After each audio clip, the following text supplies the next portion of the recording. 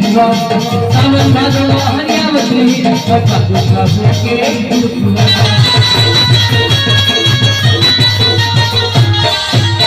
सावरे की मिलके दोनों गल लगाए हलवाया के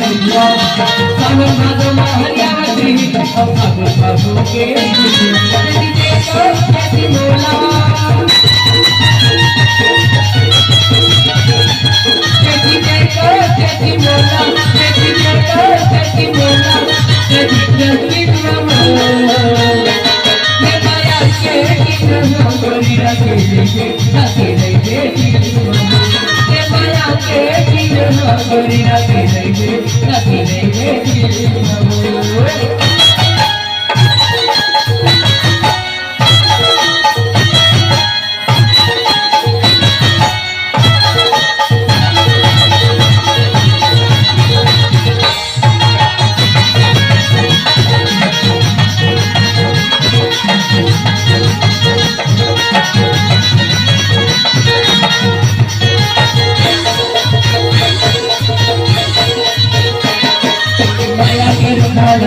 लगा के नहीं जाती हरिया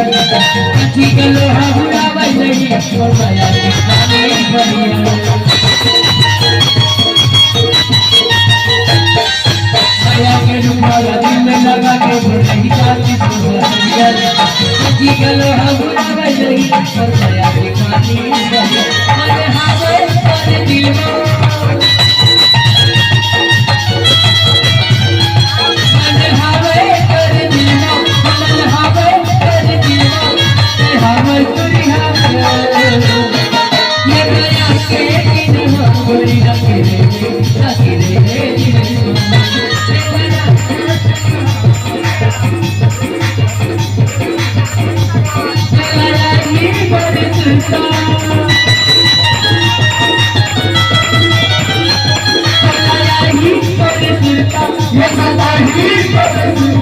चले जावे निपानी का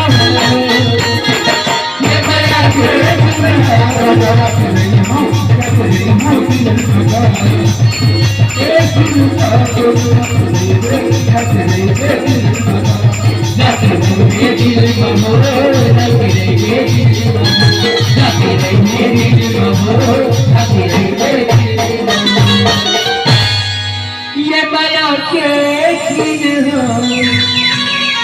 गोरी रखे रहे